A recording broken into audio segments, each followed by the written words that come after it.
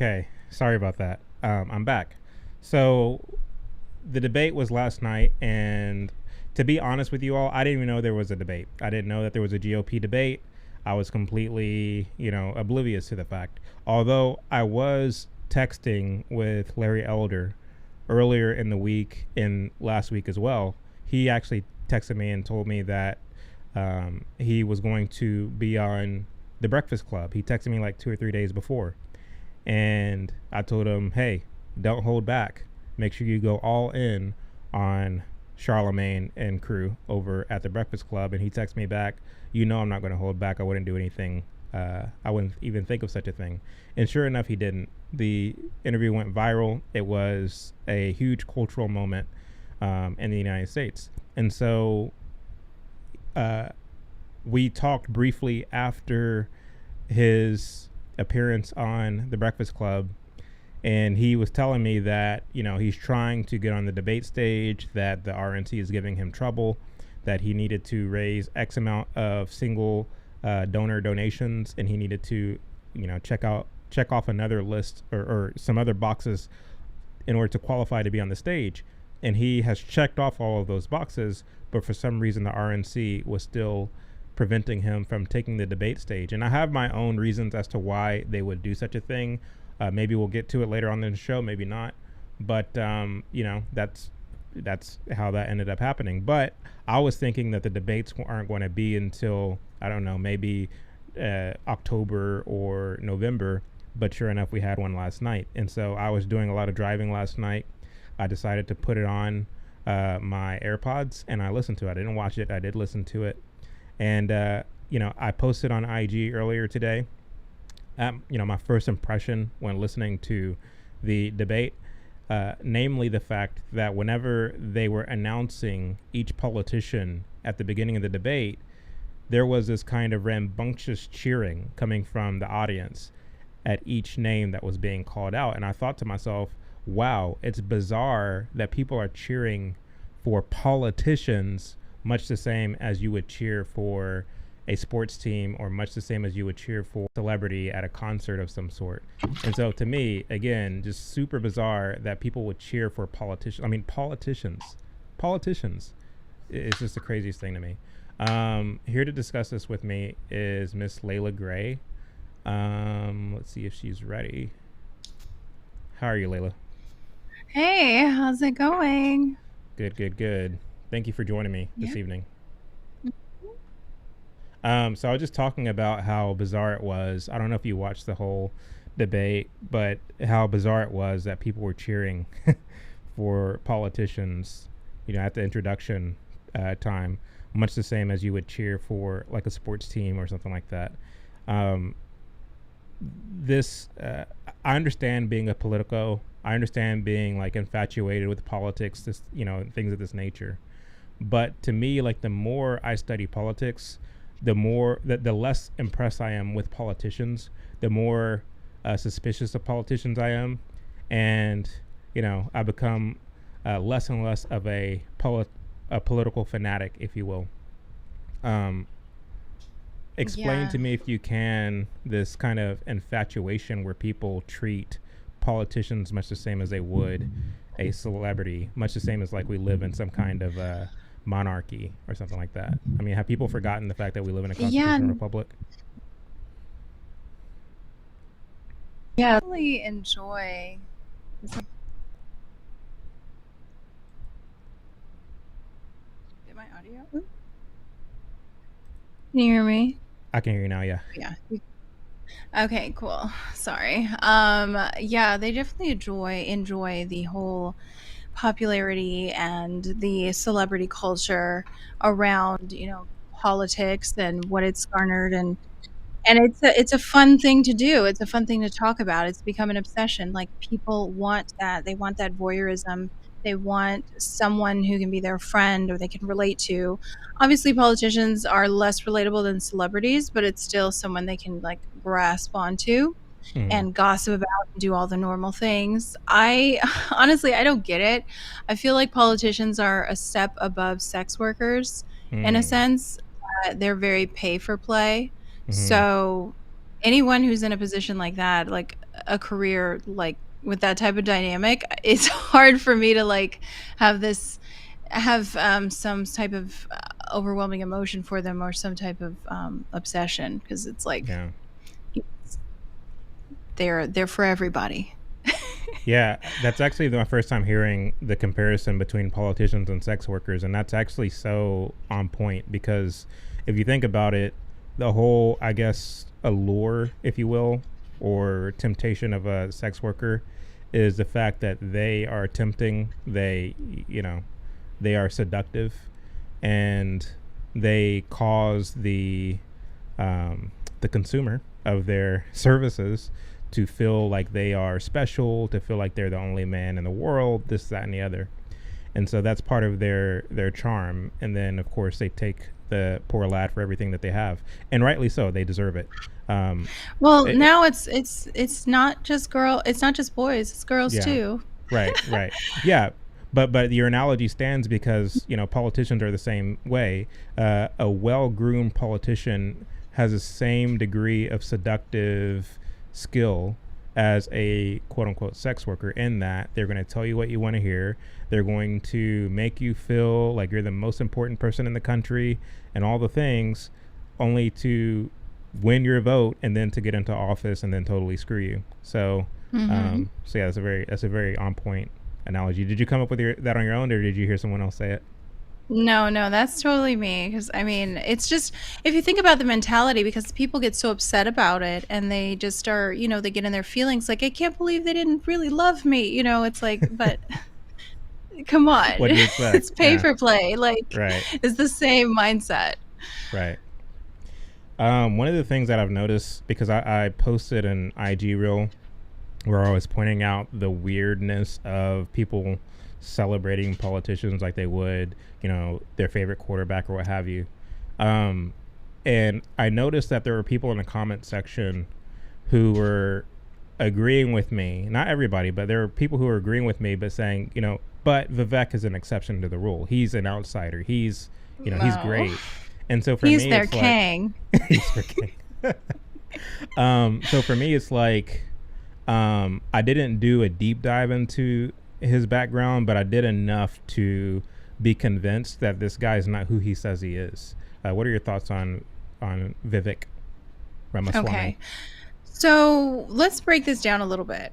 So the idea of putting the POC candidate, that is not just because Well, wait, they're hold pushing on, the hold on. whole what? Is so whenever him and Nikki Haley were going back and forth, is that Indian on What? Indian crime? I guess that woman is okay. Sure, whatever she identified as. Um, Go ahead. So whenever they put these POC candidates, we have to understand the underlying reasoning for things. They're not just doing it because if they want diversity. Nothing that these communists do, these Marxists, woke, whatever, you want to describe them, they don't do it just because it's like the right thing to do or it's a good thing to do. They do it because it's a strategic move. When you Hmm. put someone in like that, the main thing, and you can see this in all of the cities, all of the states, if you look at the prosecutors, like the one who's prosecuting Trump right now in Georgia, the one who Biggs in New York, the the mayor of San Francisco, the DA of San Francisco, the DA of Oakland, the sheriff or police chief of Oakland. I forgot which one he is. They're all black. Okay. Hmm. Yeah. And then specifically, you have the mayor of San Francisco, a black woman. You have in Los Angeles a black woman. They do this not because they're trying to right the wrongs. It's because they can have one extra barrier to say, oh, when you're criticizing them, we can dismiss you because you're just racist. Hmm. So That's they actually a do good that point. first as like sort of to insulate and try to like reframe the conversation, give themselves an easy out if you do try to propose or present any sort of like criticism or trying to understand. And then also you have to understand that right now all of the UK is run by South Asian people, Indian people. Hmm. Right. Their prime minister, I think the mayor is like Middle Eastern, but still, it's not the same. But the Ireland, Ireland is, I believe he's South Asian. I forgot exactly where. Scotland, South Asian. There's a theme. And whenever you see themes, they're not accidents. Mm-hmm. And propagandists, people who are controlling narratives, social engineers, they don't do things just haphazardly. They Right. don't do things randomly. There's a theme. So we have to understand what the theme is. For Mm-hmm. whatever reason, they've said that this is a good way that we can have sort of the soft POC. We can have the POC person, but also they can get away with certain things. They have this certain vibe. They have this charisma. I mean, obviously, these people are all wildly talented. They're very articulate. Vivek is an extremely capable salesperson, startup founder, pitch person. I mean, and because I've worked in tech for so long, his personality type and the way he can just like go on and on and on about his vision, that's not some unique Right. characteristic. That's just something that they are able and capable to do. They're a salesman, they're a business person, but they have to embody this person who's selling you a vision constantly. Mm-hmm. So for him, I feel like it's just a strange coincidence. And the way he mimics other candidates, the way he has very carefully outlined all of his wonderful talking points that go Right. perfectly in line with the ideal MAGA person, the ideal like Mm-hmm. independent, pro nationalist like person. It's all very suspicious, and it doesn't it doesn't line up at all. And the idea that you can just dismiss it. Oh, it's just you don't like him because you're racist. Even though he says all the things we want to hear, there's no way that's propaganda. Literally, someone told me in a comment, like one comment, there's no way it's propaganda. He's way too detailed. And I was like, excuse me? Like, where in this world did you come to the conclusion that propaganda can't have an elaborate story? The whole Especially point with of someone. propaganda is that it's not obvious. You know what I mean? Like like good propaganda is not obvious. There's some propaganda that's just shoddy and like you can see right through it. You can see it a mile away. But the fact is, when you have skilled propagandists on one hand and a poor education system on the other hand, where people can't think critically and they don't have any discernment or wisdom, like skilled propagandists, a lack of discernment amongst the populace is a perfect ingredient for demagoguery. But go ahead. No, exactly. And they're so used to the propagandist who has the like cute little catchphrases. Right. But now this is a different type. This is not the Mm-hmm. hope and change that we had, several years ago. This is the tech pitch CEO, startup founder who can sell you his vision in Mm-hmm. great detail at the drop of the hat as many times as necessary and communicate it as fluently and genuinely and passionately as he did the first time. So it always seems authentic. It always Mm-hmm. is believable, and it makes you want to either give them your vote or give startup capital in the millions of dollars. So Mm-hmm. it's a well-crafted skill. Yeah, I agree. And for me, it's like because a lot of people are just gullible or susceptible, and I say that I use those words not to be ugly. I say that because for lack of a better word, if I can find a more Yeah.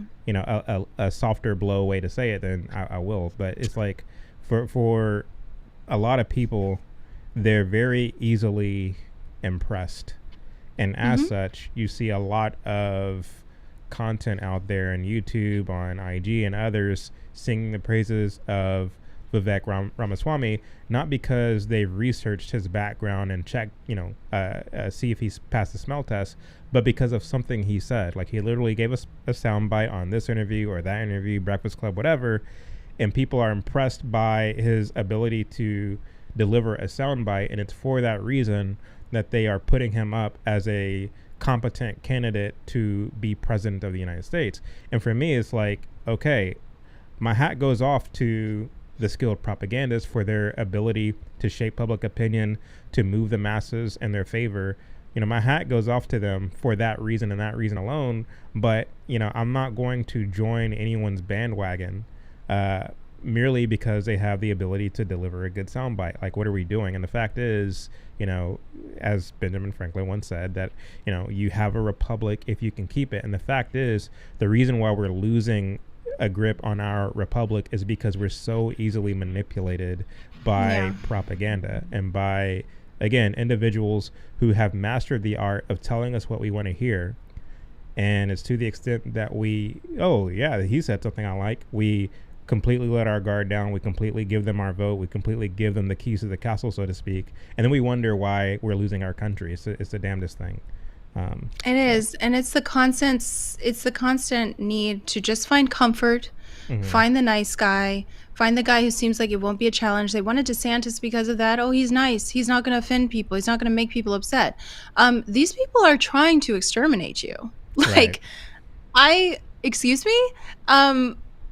There's no niceness about this because they're constantly trying to live this boomer fantasy reality that doesn't exist anymore, where you can Are you just boomer bashing, pass. Layla? Uh, it's a cool thing to do. Um, it's just this, I can just give it up. I can just buy whatever, just consume, not pay attention. Oh, who cares what they're teaching people? Who cares what they're doing? I'm going to focus on myself. I'm going to watch TV. That type of mentality where I don't have to participate. I don't have to do any work. And when they know that's what ultimately 90% of people in this country are searching for, whatever place they're lying on the political spectrum, that's what they're looking for. They're going to be able to tailor a candidate to fit that and Mm-hmm. give them that out, give that emotional out where they don't have to feel guilty because he's the right guy. And to be honest, again, you said gullible, but it's not gullible. It's that people don't understand propaganda. They don't Mm-hmm. understand what it looks like or how it's presented. They think because he They says just know how things they feel. nice. Yeah, they think because he's nice, it Mm-hmm. can't be propaganda. It makes them feel good. They think, Yeah. oh, propaganda is lies and fear. It's like, no, propaganda is doing whatever is necessary to get you to act in the way they want. Mm-hmm. That's it. That's Yeah. what it is. Bottom line.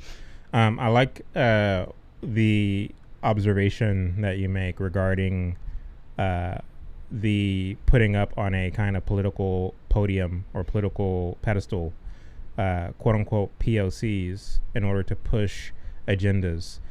Because as we know and as we've seen for well over a century, within the last century, particularly here in the United States, with the civil rights movement and Black Lives Matter and the Stop Asian Hate and all these other groups wherein they highlight intersectional people, that there's power in victimhood. And there's a lot of black Republicans who are bewildered by the fact that why does so many black people think that they're victims, and why don't they wake up and get off the plantation and all this? And it's like, well, the easy answer is that there's power in victimhood. And it's not so much that you're not selling a sexy message when you talk about personal responsibility and the free market and all these different things and opportunity. It's not so much that those aren't good ideas. It's the fact that if I can actually get the resources and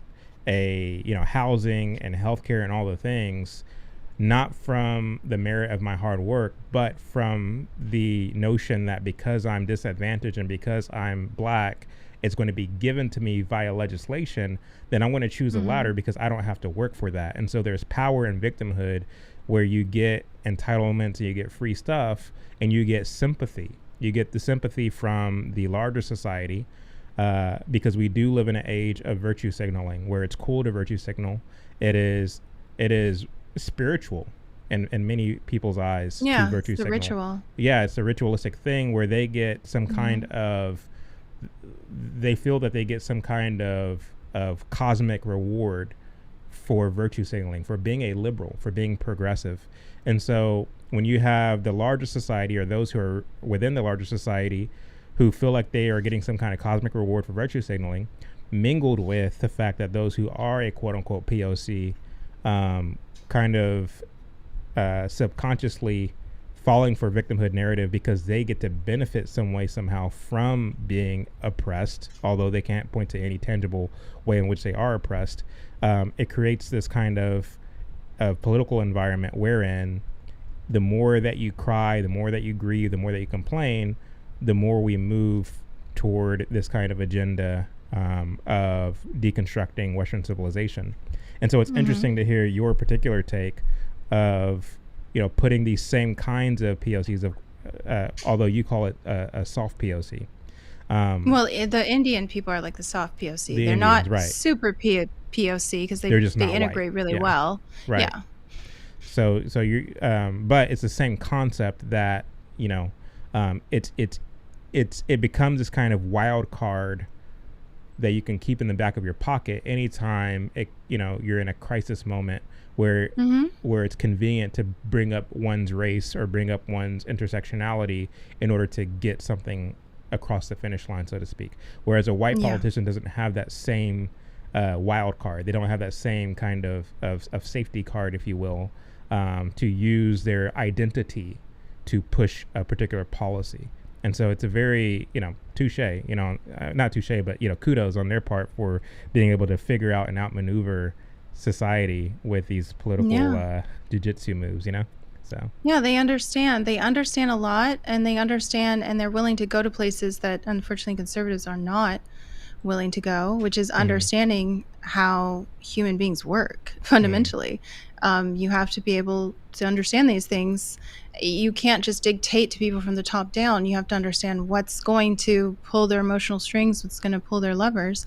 Like yeah. even in New York, I don't know if you remember, but when the mayor had a panel and a white woman was, grilling him about something related to housing or the migrants and housing, and it said, "Look, you're trying to talk to me like a slave mistress, and I'm not going to take that." And it's like, this is the reality we live in. It's so Right. ridiculous, and it's just an easy way for them to quickly reframe.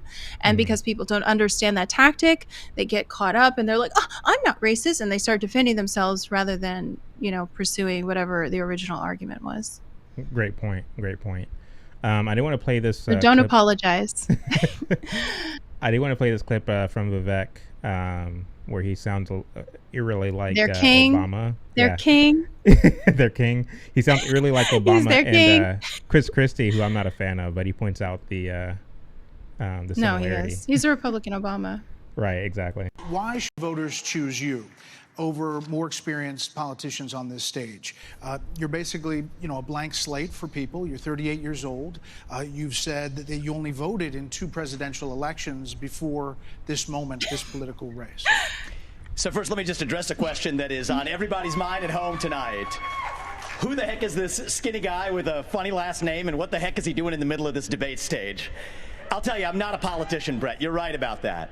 I'm an entrepreneur. My parents came to this country with no money 40 years ago.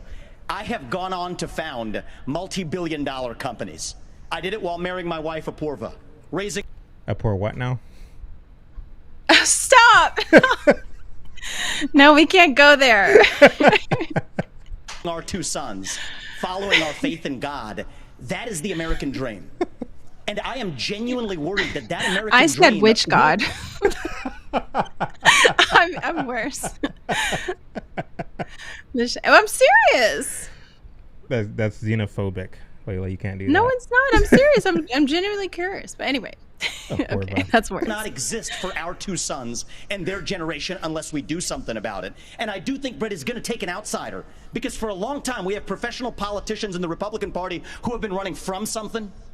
Now is our moment to start running to something, to our vision of what it means to be an American today. If you have a broken car, you don't turn over the keys to the people who broke it again. You hand it over to a new generation to actually fix the problem. That's why I'm in this race, and we're just getting warmed up. What a mess. What an absolute dumpster fire. I'm so glad. Like, it's just so over the top. Like, he is the baby daddy, like future baby daddy was telling you, I know I want to have a family with you, everything. Let's just, baby girl. It's so much. It's so much. I feel like he's going to be America's future baby daddy. Like, do we want this? No. You with these analogies, and they're so spot on. I'm trying to make it relatable. No, but you're right, though. I mean, the thing is, the smile, like everything about him is just it's over the top. But the fact is, like, I don't know. Are they paid? Maybe, maybe not. The audience, they're overly jubilant. They're treating him like he's the king, like he's a new emerging king, so to speak. And it's very problematic. I used the language earlier today on IG of part of the reason we're in the predicament that we're in as a society is we are not as tough of a crowd as we ought to be. We're so easily impressed. We're so easily, duped. We get excited about things way too quickly. And we're not as, again, we're not a tough crowd. Like we can't just be chill. We can't just be observational and just like watch and listen intently to what they're saying. Because I made the point earlier that a politician will tell you how they want to destroy the country if you listen close enough. The problem is most people can't hear it over their own cheering. You know what I'm saying? Mm-hmm. No, I totally agree. We're broken. Unfortunately, we're suffering from like the psychosis brought on by propaganda. Mm-hmm. Like, and I hate to go into this, but this is the depth that people like underestimate the impacts of propaganda. It literally ruptures your brain and causes this type of psychosis where you just react. You don't have this discernment anymore. It's just through the fatigue of, this storyline or that fear or that, punchline. It's just, it's too much. And so they're just really desperate, really thirsty. And there's somebody here who's going to give them everything they want. They just have to, pay or give the vote, and they'll have happiness forever, just like the sex worker. And it's really, really sad. Another thing I thought was interesting, Layla, is let me see if I can bring it back up. Why should voters choose you over more experienced politicians? Let me see if I can't pause it right there. You see that word underneath where it says Fox News? Mm-hmm. Okay, now mind you, this is on Fox News, which is supposed to be a conservative cable news channel, for one. Yeah. And then two, this is at a Republican debate. Democracy, and my question is, what is that word democracy doing up there? Because it's the same thing. It's literally the same thing. Stop.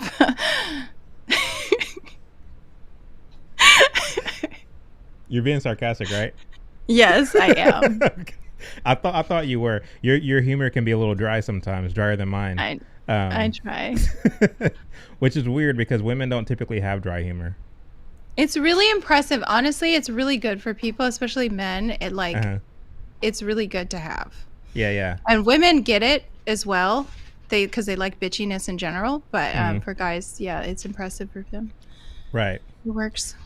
When you look at the root word of Republican, it's republic. When you look at the root word of democracy, or democrat, it's democracy, or you know what I mean. So it's like the difference between the two are drastic. Democracy equals mob rule, whereas republic equals law and order, rule of law, the sanctity of individuality, of family, of the state, as opposed to the federal government. So there's a difference between the two. And the fact is, as I look at this image where it says Fox News, which we all know about Fox News. I mean, who watches Fox News anymore anyway? You know what I'm saying? And then two, but for all intents and purposes, it is the Republican kind of cable news channel compared to CNN, which is a Democrat cable news channel, whatever. Okay, get it. But you're at a Republican debate, and the word democracy is plastered across the top of these candidates who are vying to win the Republican nominee, and they can't even get their language right. They can't even get their propaganda right because you're using language from your political opponents. And to me, this is yet another example of how fractured and how in disarray the Republican Party is today. So that's just my opinion. No, totally. People are broken. They're broken. Like, the propaganda has worked on them too. It just took longer, but it's definitely worked. These people, I really am terrified, especially, interacting online and seeing people's responses to things, how close to conservatives, how close they are to literally just being, communists themselves, and they don't even know it. Right. They're so close. Yeah. Do you have any thoughts on populism? Because populism I think is just as problematic as a lot of the rest of this. Like, what are your thoughts, or what comes to mind when you hear the word populism? I think that I know that's a it's left field question, but I just was just thought yeah, of the it. populists. I mean, I think that obviously there's the war between the nationalists and the globalists, Hmm. and the populist vote is something people are striving to get and sort of ease into. But honestly, I mean, at this point, like I said, 90% of people just want someone to make them feel comfortable and make them Hmm. feel like they don't have to worry about this anymore. They're so Hmm. tired from all of this C-19 and the years and years of the nonstop propaganda. They're exhausted. Hmm. They don't have money like they used to. They're very insecure about things, and they're not thinking clearly. There's no Hmm. discernment really floating around. So I feel like there's always going to be that, just let me have whatever package you want to give it to me in. Just give me that comfort. Just Hmm. tell me I don't have to do anything. I don't have to think anymore. They That's want to that. become trophy wives. Yeah. Everybody wants to be a trophy wife. I'm serious. They do. They Like literally want you're the like the queen of G-Wagon and the analogies. Like Pilates you have classes. you have all these analogies down, and they're so on point. Like they make so much sense. I mean, yes, populism is the desire to be America's trophy wife or stay-at-home mom, so to speak. And they don't even want to be that. Like they want to be the stay-at-home mom who gets to go to the club every night and twerk and just live their best No, life. she goes on the weekends with her girls, and she goes on her girls' trips. But Well, I she's don't know there. that she goes on weekends. I think she's there every night because to be a stay-at-home, being a stay-at-home mom isn't, like I don't have to worry about anything. You still have to worry about the affairs of the house, right? So they are Yeah, like I'll America wants clean. to be the irresponsible stay-at-home mom who doesn't take care of what she's supposed to take care of inside the I house. mean, she checked in with the maid. Like, Who's what's the the maid though problem? in this analogy of yours? Whatever, fits. I don't want to carry a stereotype, but and then she's got her classes. She's got to get her hair done. She's got, like, Mm, it's a lot of time. She has to Botox. Like, can I just need time for this? And I don't want to worry about my safety or survival or my future or my children. right. I Yeah. just want to get my Botox. No, you're right though. In all seriousness, because it's like one of the things that I've noticed about the left and the right kind of feeds into this as well, as we will get to later on, here in this conversation, is that the left uh, uh, takes the kind of natural conditions of being a human being on the earth, namely the fact that you have to work to make a living, that you get out of a thing what you put in, just the Yeah. natural, day to day of being a human being. What the left Mhm. does is it takes those things and it treats them as though it's unfair. It's unfair that you have to work to make a living. It's unfair that the person who worked harder than you is living a more luxurious lifestyle, or whatever the case may be. Yeah. It's unfair that you were born to these parents who are in this income bracket and your neighbor is born to these parents who live in a higher income bracket. These things are unfair. And so they try to fix with political policy what they tell you is unfair about life.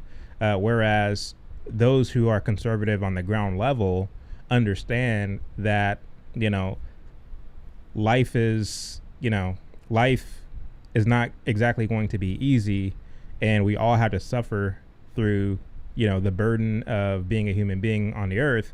But at the end of the day, if I'm willing to step up to the plate, put my best foot forward, I'm going to get good things out of life if I deem to put in, my best foot forward, or so on. Mm-hmm. And so it's two Exactly. completely different visions that we're dealing with here. But there's something about us human beings where we fall prey to the kind of leftist talking point of thinking that life is unfair, thinking that I shouldn't have to work so hard to make a living, so on and so forth. I forgot where I was going with that, but it's to me, it's like it makes sense why the leftist talking point is one that so many people fall for, because it appeals to the vice of laziness. And I feel like, to go back, to take it back to your analogy, or of America wanting to be the kind of trophy wife, like that it feeds into just that. It feeds into this desire that so many of us have, that like if I vote for the right person, they're going to give me the desires of my flesh. They're going to make life easier for me, as it were, to where I don't have to put in as hard or as much work or merit to get out of life what I want out of it. You know what I mean? And so it's like it's interesting to me how a lot of politicians come along and they posture themselves as doing for you what you should be doing for yourself, if that makes sense. No, yeah. And this is an important point also that I want to point out, especially when it comes to Vivek. People, they say, oh, how could he be bad? How could he be wrong? And this is the thing, like you just articulated, these people generally want the same thing. It's just the different roads to that immoral goal that they have of giving up accountability and being ultimately lazy, abdicating responsibility. Vivek's path is going to look different, but ultimately lead to the same route as the leftists, where it's going to be COVID databases, and there's endless migration, and there's, all of this reimagining. His path includes all of those things. I hate that word. I know. We should just reimagine. We have to redo, what does it mean to be an American? It's just, what? No. They all have, that's what people don't understand. You can take two different paths and reach the same destination. 100%. And we don't understand that, and we don't know how to use discernment to actually see that. Unfortunately, we're too busy trying to just go with what seems right. And I like that you brought up the fact that they hate hierarchy in nature and how society works, because the other day I was talking to a woman who had so much resentment for her own child. She said that her child was in fact parasitic in nature. And I said, first of all, that's not true. It's totally different. It's the process of life. The fact that you even have to explain that. But that's a leftist talking point, and she's not a leftist, she said, but she just had all this resentment for her child because she almost died from it, and it was draining her body, and it's parasitic in nature. And it's like, this is the process of reproduction. Once the baby's born, you probably, you're not as valuable. Like, life is about this, brutal survival, like live to maturity type of thing and reproduce. So the idea that she had to sacrifice for a child, potentially even her life, made that child an evil parasite to her. It's just, that worldview is so demonic and sick. Yeah, and they don't even realize they're walking around with it. Yeah, and exactly. It's like what does that mean for her? Like, is she parasitic? The fact is, I would venture to say that this is a person who has extracted more than they've contributed or produced to the world. You know what I mean? So the fact that you extract or consume more than you've produced, does that make you parasitic as well? Like, what do you think about yourself? You know what I mean? Like, it's okay. Anyway. I know, but this is their worldview. And this is someone who's like, I'm not a leftist. I'm just saying what it is. And it's like, that reminds me of a woman this worldview who I posted something, and she got into my comment section, and she was saying, I'm a Republican, I'm a conservative, but I do believe that there should be a wealth cap. I think it should be illegal to be a billionaire. And I was like, what are you even... Okay. These are the talking points of quote unquote Republicans today. They've merely adopted 2 steps away from being communists themselves. They're 100%. Almost woke. That's why, to me, Republican and Democrat doesn't mean anything. It genuinely doesn't mean anything, because most people who will tell you they're a Republican, if you ask them, well, what does that mean? Or if, people who will tell you that they're conservative, if you ask them, what does that mean? They can't tell you. Oh, I like Trump. Okay, well, besides that, like, what does it mean? Like, what is it you wish to conserve? You say you're a conservative. Please tell me what you wish to conserve. Yeah. Exactly. And they can't tell you. That's one of Vivek's, actually, that's one of his many good talking points, is he talks about that. When he's observed that when you talk to people, they don't understand what it means to be an American. And that's very, very true. That needs to be restored. There's no identity. There's no any company, anything that you have where you have a group of people working together, you have to have guiding principles. And at this point, we don't have that. Right. What a mess. It is a mess. But I like him. He's so nice. He's our He's king. so nice. He's our king. So one of the things, I mean, and this isn't anything new. This is par for the course with politicians, is that whenever they're asked a question, they do anything but answer the question. And I wanted to play a moment from that with Tim Scott in particular. And, not to pick on Tim Scott, I'm personally not a fan, but, it's I think this is a good example of it. And so with you being the propaganda expert you are, I wanted to get your analysis on this. So he's asked specifically about government expansion, and his answer his answer sounds good, but it doesn't actually answer the question. And I wanted you to give your own analysis of what you think is happening in this clip. You have been a senator, though, for 10 years. So what have you done to rein in the increasing size of government? So there's a question, and here's his answer. I helped write the Tax Cuts and Jobs Act in 2017. We cut taxes for a single mom like the one that raised me by 70%, for dual households by 60%, returning to the average family $4,000. If you don't send it to Washington, we can't spend it. That's good news for the American people. Okay, but just to follow up, you did, during the Trump administration, you approved $4.4 trillion, $4.1 trillion, $1.7 trillion over the course of that administration. That's a lot of money. There's no doubt that during the Trump administration, when we were dealing with the COVID virus, we spent more money. But here's what happened at the end of our time in the majority. We had low unemployment, record low unemployment, 3.5% for the majority of the population, 70-year low for women. African Americans, Hispanics, and Asians had an all-time low, but our inflation was at 2%. Under Joe Biden, we've seen the exact opposite. Layla, your thoughts? Yeah, no, I think Tim Scott's really good. He's actually been able to check those like witches in the view really, really well. And I think his soundbite to me sounded very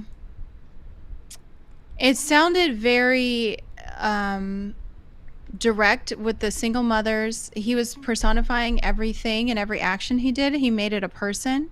So he cut taxes for the single mom. He gave them more money. That's how he reduced the spending. That was his answer. To show you a person, this is what I gave them, and this is how it affected them. So it reduced to how much money we're receiving, which would make a lot of sense to people. And then with the COVID answer, with the $1 trillion answer, the COVID spending, basically, he had no other response to it other than highlighting the positives and ignoring the negative, just completely ignoring it. Like, so obviously, trillions of dollars. He's being a good propagandist, is what you're saying. Yeah, he is ignoring what he didn't. He's just completely focusing on the positive. He's switching it over to that and focusing, and I can give him that what were they going to do other than the fact that they could have stopped all the mess of the lockdowns and let people live their lives, just that. But of course they had to spend the trillions of dollars and then immediately spend billions and billions in proxy war. So yeah, they're really good at what they do. But yeah, he just switched the topic. He said, oh, it was COVID, and then here's all the highlights that we had, because he understands, number one, that people forget and they don't know how to track the long-term effects of anything that they do or anything that anyone does. They're just sort of living in the moment, like, oh, this is affecting me now. Whereas obviously the $1 trillion was going to dramatically affect the inflation. Dramatically. Obviously all that spending was going to do that. Right. So it's unfortunate. But yeah, he's a good politician, I think, in the way he words things, and he just switches the topic to what you want to focus on, which is the positive. And that's what a lot of people do and should do if they don't have a good answer. Right. No, I agree. I personally am not impressed by the answer that he gave, because the question that she asked specifically was about government expansion and what have you done to roll back. Oh, I thought he said government spending. No, oh, I'm so sorry. I misunderstood. Let me verify that. You have been a senator, though, for 10 years. So what have you done to rein in the increasing size of government? Oh, the increasing, yeah, it was the increasing size of government. So yeah, he distracted me with all of Right. his, well, I Yeah. gave this So money and you, that money the and that money. I was propaganda like, expert oh, was the propaganda expert fell for the propaganda. How about that? no, I thought, yeah, because I thought he was answering about the money. He was immediately Yeah. like, look, I gave the money. Mm-hmm. That's yeah. No, Yeah. that was a good And I kind of technique. put you So on the spot I with did that that on one. purpose. No. I did that on purpose. I kind of put you on the spot with that one, so no harm, no foul. But yeah, but you're right though, and what you point out, I think, is so on point, nonetheless, because like he made it personal. He's talking about the fact that he was raised with a single mom, and he's giving back $4,000 on average to single parents, and this, that, and the other. Mm-hmm. And the most savvy of political spinsters will say, well, he did answer the question because government can't expand unless it has the money and the funding to do so. And he's saying that he's stopping the spending. So in a roundabout way, he's Yeah. fighting against expansion. And I don't buy that, because the fact is, government passes policy after policy after policy. And the fact is, every legislation that they pass expands their role in our lives as individuals and as society all the more, even if there's no budget that goes along with that policy. The mere fact that they're passing policy, that they're passing legislation, that they're expanding their role, not only in America, but in the world, I think is problematic in itself. And so for me, I'm more attracted to the candidate who is genuinely talking about rolling back not only government spending, but but the role of government in itself, talking about, once I get into the executive branch, I'm going to do my darndest to get rid of some of these executive departments that we have, Department of Education, Department of, this, that, and the other. I'm going to get rid of these because we don't have any business being involved in that which the Constitution doesn't give us the right to be involved in. And so I'm more interested in that, but he doesn't give such an answer, because for me, I think he's bought and paid for, and he's going to resort to sensationalism, personalizing the story, telling you about his single, parent household, telling you about how he's going to give back families this money and that money, because it distracts you. Because, hey, now I have money in my pocket. It distracts you from being concerned about the runaway train that is government. But that's my perspective. Yeah. What And then is yours? also it's top of mind, like the spending issue and the money issue, that's top of mind. The inflation issue, that's all top of mind. Whereas Right. expansion seems way more abstract, and people don't really, what does that look like? How does that affect me? But the spending part, that, directly, that's something that can go directly to everyday life. Like, you understand that, and that's top of mind. So yeah, he just completely did not answer the question, and Right. you're so right. Yeah. But he made it a better question that would resonate deeper with his constituents. So No, he did. he's a And good the fact politician is, to like, me. unless you are nerding out like me and you're like really like listening intently, it becomes easy to miss, because once again, politicians have mastered the art of answering the question that they want to answer and not the one that's asked. Yes, exactly. And the fact is, the answer that he gave is close enough to the question that it's not really noticeable. No, I think it's a totally different question, because the role of the expansion of government is not necessarily tied with like money and amount they're spending.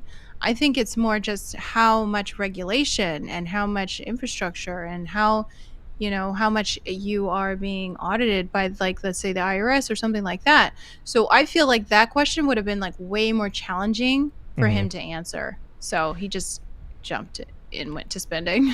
Well, it's not challenging if you, because you're right, it is challenging, but it's not Challenging for the person to understand and resonate with, and Right. understand and be able to personify that with a person. Like, how do you expansion of government with the single mom? Like, what, she wants welfare. Like, what's Right. the problem? Right. Yeah, exactly. No, but I'm saying, like, it wouldn't be challenging if he was genuinely a politician who was voting against bills that do pose a threat of expanding the role of the government. If Yeah, he but he's was not if doing he that. yeah if he was on record of voting against these bills, voting against these policies, then it will be easy for him to say, well, look, I did this, I did that. While 99.9% of the Senate voted for this, I voted against it. I was a lone senator who stood against that because I'm exemplifying leadership, even when it's not popular. Like, that would be an easy answer to give. But because you're right in lockstep with those who have a vested interest in expanding the government because their donors are putting them up to it, it becomes difficult for you, and then it becomes easier to say, well, single moms and welfare checks. All right. Yeah, those people. So let's see here. Climate change. Oh, I love this one. Be careful. I think you're only supposed to play like 3 minutes max. Oh, really? Yeah, or they're going to strike you. Ben Shapiro was talking about it, so I don't know. Really? But I think these clips are, the Fox is being very I wonder what that's all about. Yeah, they want the ratings. Anyway, well, they this need one them should be because good. they're dying in the water. But this Legacy. this was a really good moment for Ron DeSantis, in my opinion. And again, one of the things that I noticed, Layla, about this debate is even the politicians who I don't care for had some standout moments, because I try to be objective enough to listen to what is being said. Chris Christie had a standout moment. My favorite was Chris Christie, right? Leaning on the podium, calling Vivek a Chat GPT bot, like, and calling him Obama. Like, he was just like, you know what else I hate? Yeah, It's just so funny. Yeah, he was funny, and for me, it's like, again, I don't like the guy. I have my reasons for not liking him. I don't trust him. But he had some pretty funny moments, some slam dunk moments. The same is true of Mike Pence. The same is true of DeSantis. I mean, DeSantis hasn't given me any reason to like him. Hasn't given me any reason to not like him. There are some things that I have questions about, but I'm observational right now. I'm keeping my eyes on what's going on. I'm not going to jump the gun on anything. Trump and the whole optic of him being arrested today and his mugshot being released, for me, I'm not going to lie, that made me want to go out and vote for Trump. You know what I mean? It's like the witch hunt that they are leveling on him, and the fact that, like, for me, again, the injustice and that mugshot, like, his face, the impression on his face looked like someone who's like, okay, you're going to have your day. You know what I'm saying? Yeah. Exactly. So for and me, it's like from that inspired me to want to go vote for him. Yeah, from a symbolic standpoint, it should be him. There can't be anybody else but him, because look at what they're doing. They can't just get away with this. Yeah. It's just, you can't stand with it. Even from the symbolic standpoint, like, what are you doing? You can't do this. So yeah, there's no doubt. Right. Yeah. I mean, if I'm being completely honest, Trump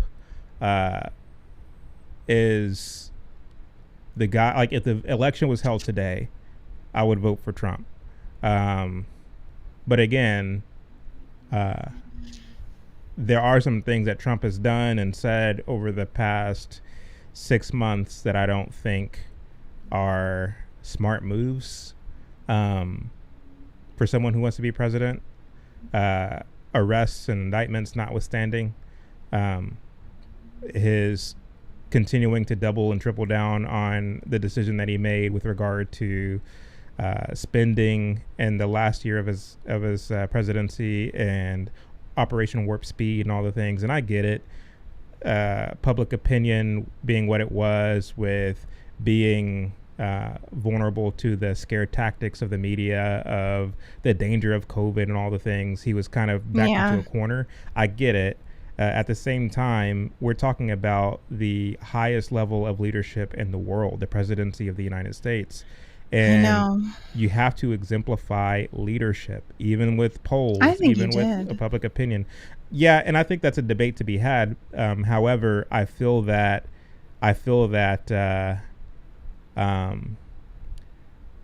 he did kind of contradict himself, because on the one hand, he was rightly saying that this was a thing that came from China, that this was meant to sabotage the world economy, that this was he was saying all the right things. Um, However, the fact that he did greenlight Operation Warp Speed and the fact that he did put Dr. Fauci in a position of authority and all the things, um, I think contradicted his sentiments about where this plague came from and all the things. But that's a different conversation entirely. Maybe we'll have another live about it. Yeah. But, yeah. I like to incite people by saying I would have released the vaccine myself. Oh, you would have?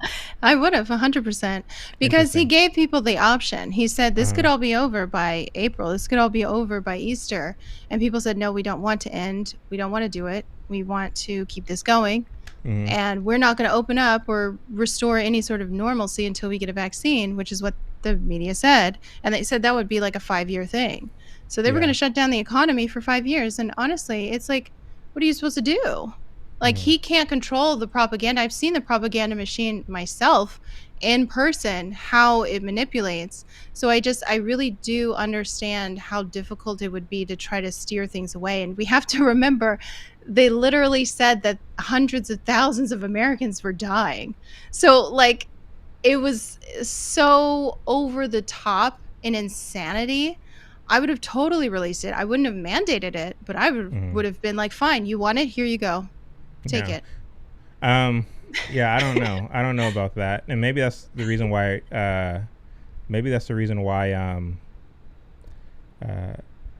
just Pearly Things is on her rampage right now saying women shouldn't vote.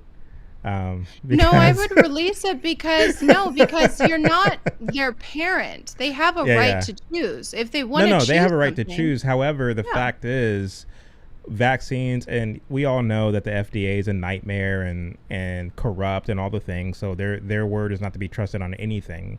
However, but no one was forced. Yeah, you're right, and I agree with you on that point. I guess what I'm saying is, like, there is a procedure where that these vaccines have to undergo before being released to the general public.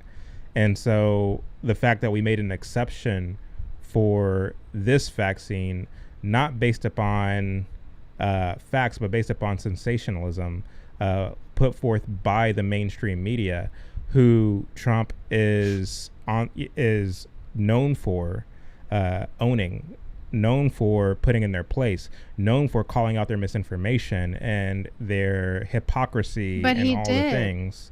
Yeah, he did. But at the same time, I'm sorry, go ahead. He said this could be over. You can take these alternative treatments. He accelerated the alternative treatments. People didn't want it. They wanted this. And we don't understand the death toll that would have resulted from the economy continuing to be shut down, the lockdowns to continue. Because if we think there's a mental health problem now, if we think the economy is bad now, can you imagine if they did it for another year or 2 years of that?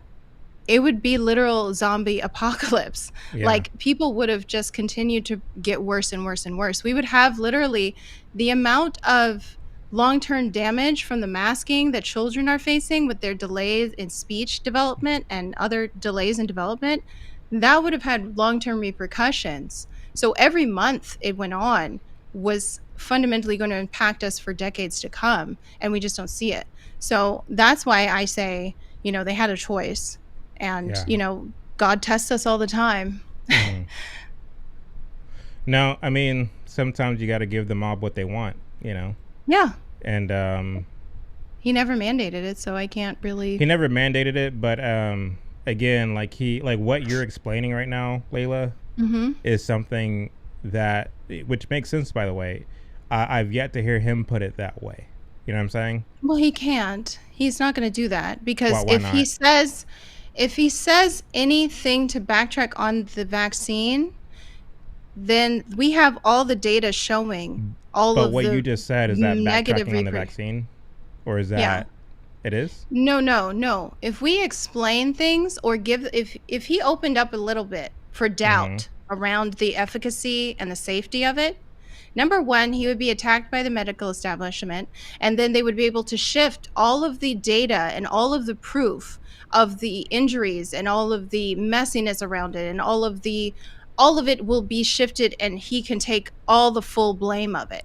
And I saw they were trying to do that a little bit, but he doubled down. He was like, no, it's fine. I love it. It's fine.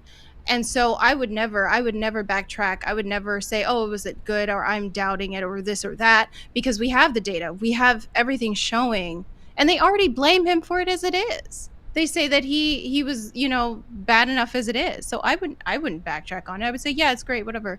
Go ahead and do it if you want. Like, you have the option. So I wouldn't test that with the media, because there's way too much data showing the negative effects of it. Yeah, that's a good point. So I wanted to play this last clip. It's on climate change, and I do think that this was a standout moment for DeSantis. More than 1,000 people are still unaccounted for in Maui after the deadliest U.S. wildfire in more than a century. Hawaii's governor and White House officials said that climate change amplified the cost of human error. And a tropical storm hit California for the first time in 84 years. The ocean hit 101 degrees off the coast of Florida. And in the last month, the heat wave in the Southwest broke records nearly 50 years old. So Alexander Diaz from Young America's Foundation has a question for you. Polls consistently show that young people's #1 issue is climate change. How will you, as both President of the United States and leader of the Republican Party, calm their fears that the Republican Party doesn't care about climate change? So we want to start on this with a show of hands. Do you believe in human behavior is causing climate change? Raise your hand if you do. Well, look, we're not school children. Let's have the debate. I mean, I'm happy to take it to start. Alexander? So do you want to raise your hand or not?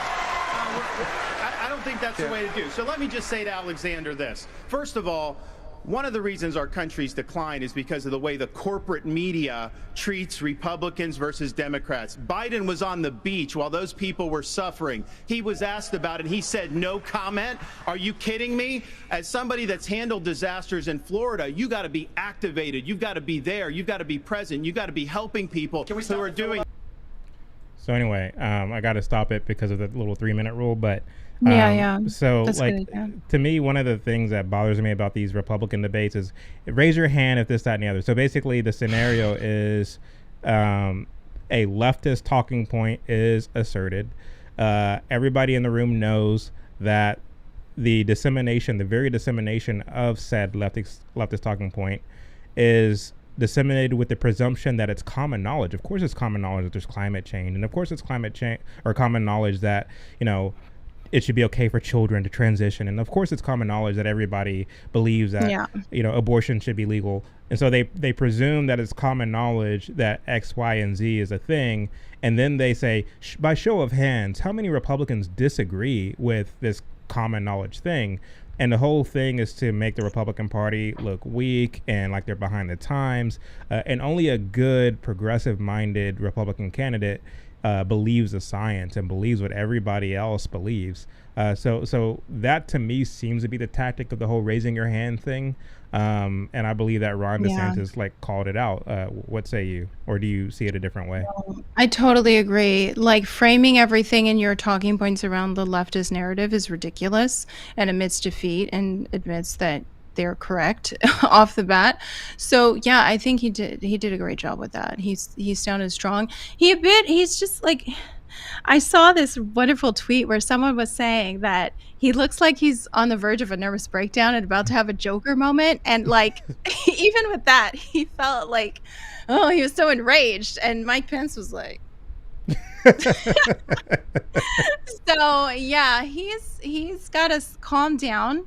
But yeah, no, he took that head on, and I wonder what he said at the end about his ultimate answer. But yeah, we can't just keep framing our whole worldview around these psychopaths. Right. Like, we can't. It's so passive, and it's so meek, and it's so weak, and they don't realize what they're doing because they don't understand basics around like debating. It seems like it's so strange.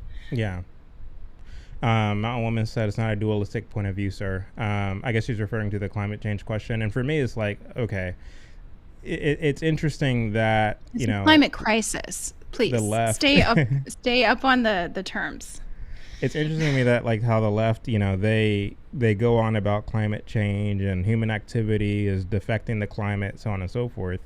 And these are the same people, and I don't know what your views on or are on, you know, creationism versus Darwinian evolution, Layla. But the fact is, the same people who push this kind of threat of global, you know, climate crisis are the same people who believe that the Earth is billions of years old. And so you mean to tell me that 100 years of industrialism or industrialization has a possibility to undo what it took billions of years to build? Make that make sense to me. You know what I mean? And so it's like I just don't see the science behind it. And the fact is like, yes, we can stand to do more to not pollute the earth, but I think that's a different question entirely than climate, you know, change or the climate crisis.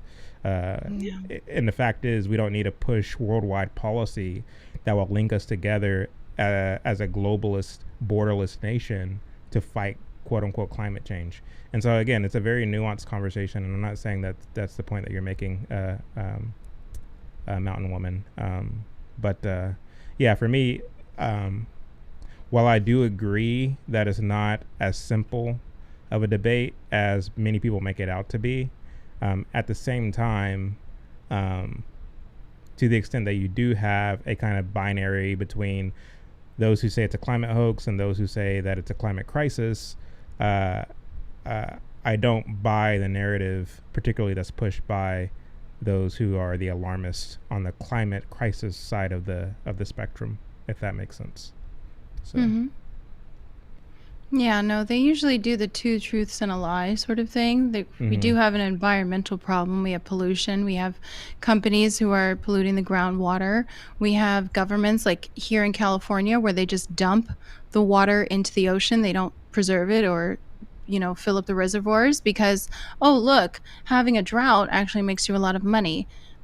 So we have a lot of those things that are happening and they do need to be addressed, but we also need to understand their whole objective in framing things around this, you know, population needs to stop having energy, stop expanding. We need net zero. We need population zero. We need carbon eliminated, which we are the carbon. But that's all around their agenda of reducing humanity's. I know, that's the whole thing revolves around their ultimate goal. So if you don't know what their ultimate goal is, the whole climate crisis thing makes sense and sounds good.